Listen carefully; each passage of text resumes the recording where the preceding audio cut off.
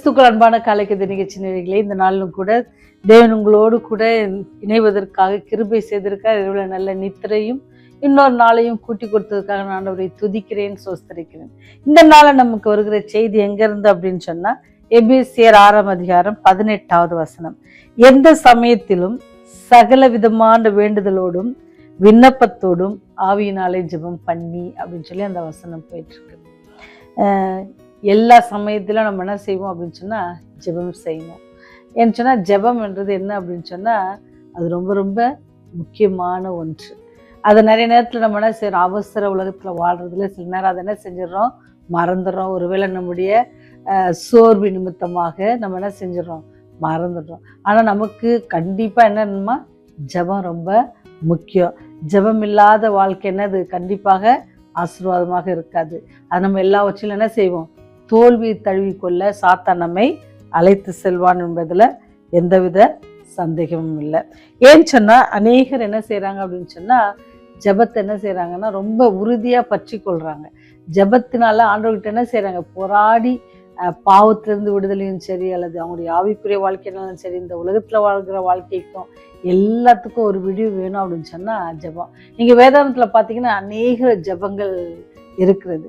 ஒவ்வொரு சூழ்நிலையிலும் தேவ பிள்ளைகள் ஜெபித்து வெற்றி பெற்ற காரியங்களை இந்த வேதாந்தத்துல நிறைய ரெஜிஸ்டர் பண்ணி வச்சிருக்கிறாங்க.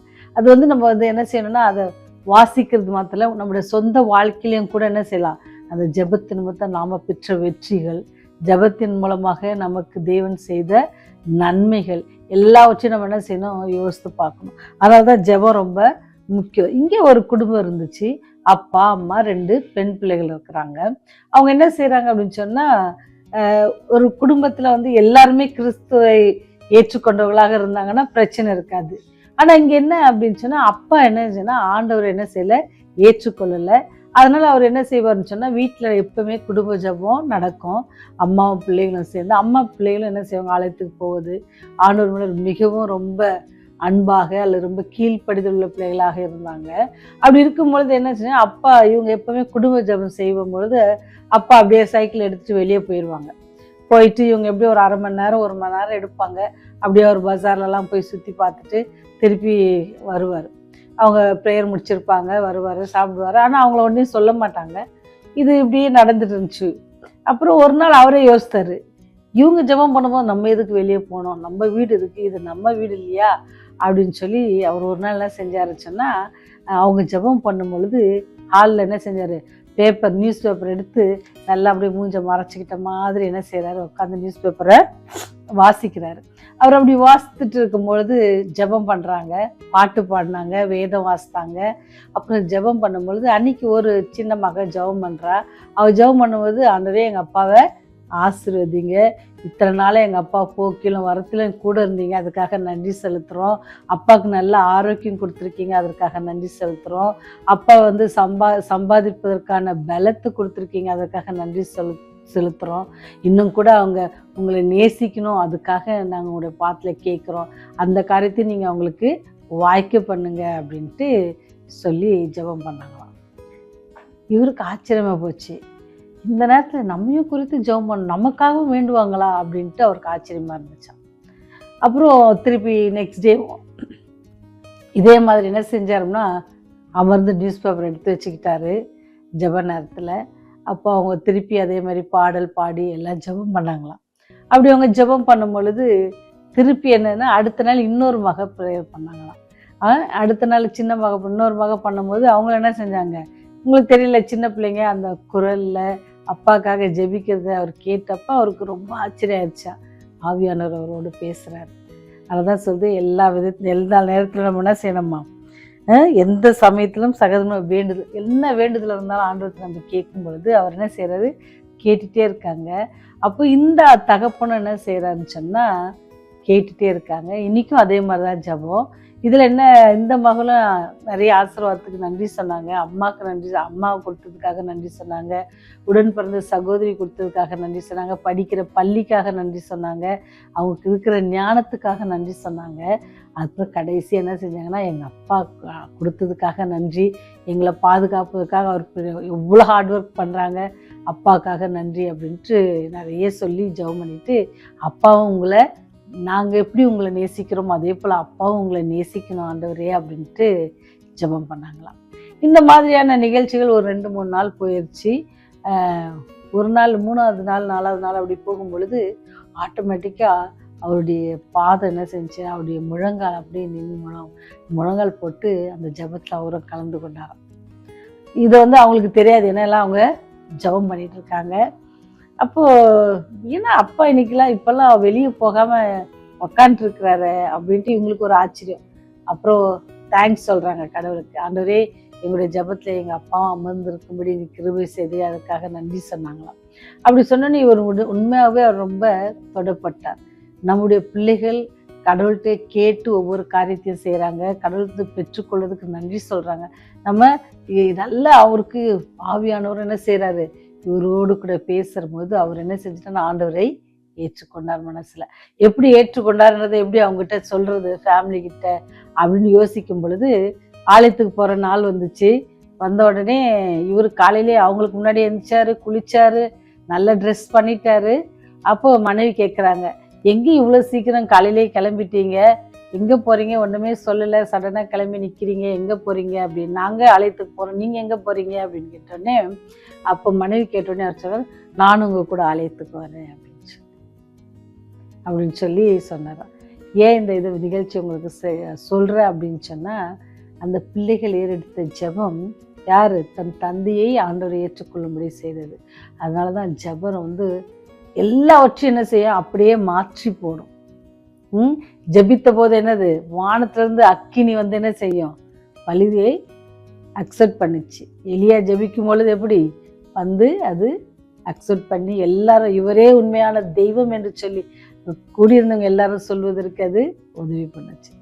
ஜெபம் ரொம்ப வல்லமை உள்ளது. குழந்தையே இல்லை, வயது ரொம்ப ஆயிடுச்சு அப்படின்னு எல்லாரும் யோசிக்கிற காலத்தில் ஜெபத்தினால என்ன செய்கிறாங்க, குழந்தைகளை தேவன் கொடுக்கிறார். அப்பேற்பட்ட வல்லமையுள்ள தேவன்.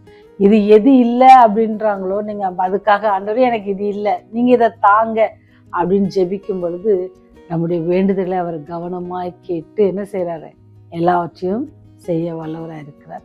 அதனால தான் சார், கர்த்தர் வீட்டை கட்டாராகில் அதில் கட்டுகிறவன் பிரயாசம் விருதா.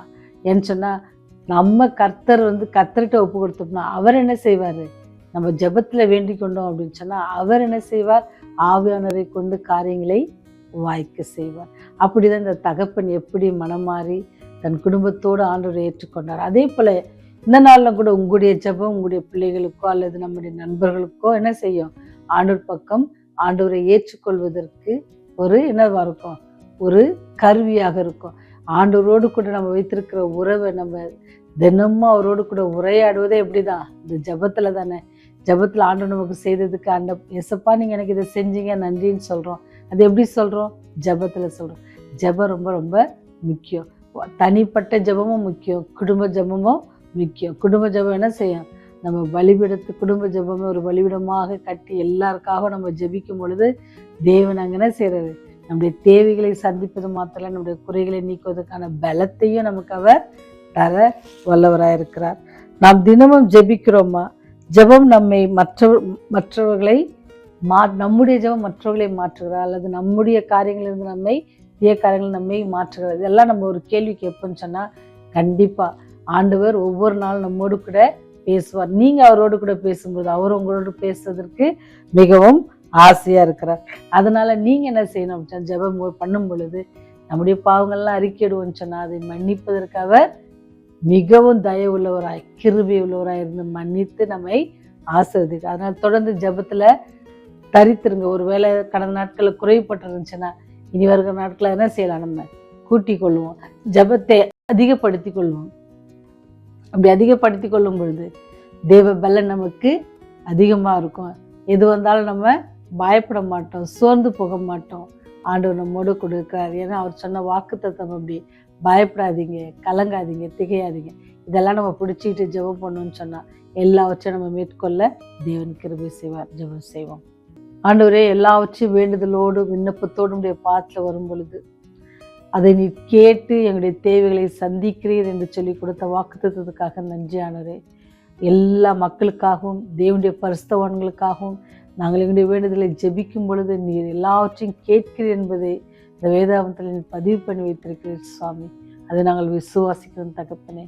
இந்த நாளிலும் கூட ஆண்டவரே, யாரெல்லாம் நோக்கி ஜெபிக்கிறார்களோ ஆண்டவரே, அவருக்கெல்லாம் நீங்கள் கூட இருந்து உடைய தேவையெல்லாம் சந்திங்க ஆண்டவரே. ஒருவேளை ஆவிக்குரிய வாழ்க்கையில குறைபட்டவர்களாக இருந்தாலும் கூட அவர்களோடு கூட இடைப்படுங்க சாமி. தொடர்ந்து ஆவியானவர் தாமே அவர்களை வழிநடத்த நீங்கள் கிருபை செய்யுங்க சாமி. நாங்கள் உங்களோட கூட எப்பொழுதும் ஆண்டவரே அநேக ஜெபத்திற்கு நீர் பதில் கொடுத்துருக்கீங்க. பதில் வாராத ஜெபம் இருந்தாலும் கூட பதறாதீங்க. ஒரு நாள் பதில் இருக்கிறது ஆண்டவரே. ஏற்ற வேலையில ஏற்ற காலத்துல ஆண்டவர் அதன் காலத்தை நேர்த்தியாக செய்கிற கர்த்தர் ஆண்டவர். ஒருவேளை நாங்கள் முன்பதாக கிடைக்க வேண்டும் என்று சொல்லி சில காரியங்களை கேட்டுப்போன்னு சொன்னா ஏற்ற வேலைக்காக காத்திருக்கிறதுக்கு அந்த பொறுமையையும் ஆண்டவர் காத்திருக்கிற வேலையில விசுவாசத்துல பலப்படவும் எங்களுக்கு கிருபை செய்யுங்க சாமி. பாதுகாத்து கொள்ளுங்க. எங்களுடைய குற்றம் குறைகள் பாவங்கள் எல்லாவற்றையும் மன்னித்தள்ளுங்க சாமி. உடைய ராஜ்யம் வரும்போது எங்களை நினைத்தருங்க தகப்பனே. ஆண்டவரே, தேர்வு எழுதுகிற பிள்ளைகளுக்காக ஜெபிக்கிறோம். தொடர்ந்து அந்த பிள்ளைகளோடு கூட இருங்க. 10ஆம் வகுப்பு 11ஆம் வகுப்பு 12ஆம் வகுப்பு மாணவர்களுக்காக ஜெபிக்கிறோம் ஆண்டவரே. ஆண்டவரே, அந்த பிள்ளைகள் எழுதுகிற தேர்வு நாட்களிலே நல்ல சுகத்தோடும் பலத்தோடும் ஆண்டவரே ஞானத்தின் அதிகமாக நிரப்புங்க. மனப்பாட சக்தியை கட்டளையிடுங்க சாமி. தேர்வுகள் நல்ல முறையில் எழுதி நல்ல மதிப்பெண்களோடு வெற்றி பெற்று எதிர்காலங்களில் ஆண்டவரே என்ன தேர்வு கோர்ஸ் எடுக்கணும்லாம் இருக்கிறாங்களோ எல்லாவற்றையும் நீங்கள் நிறைவேற்றித்தாங்க.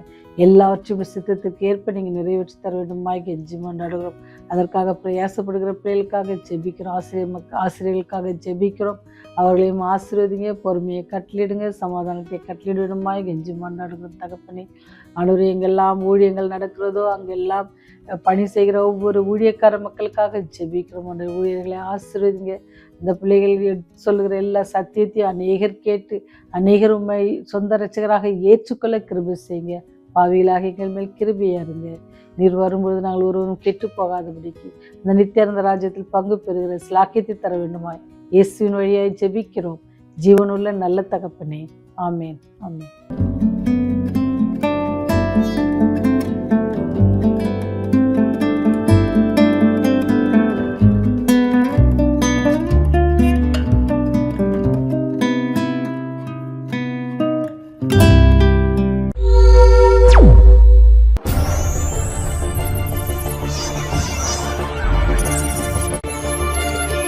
நீங்கள் பார்த்துக் கொண்டிருப்பது உங்கள் ரிவைவர் டிவி.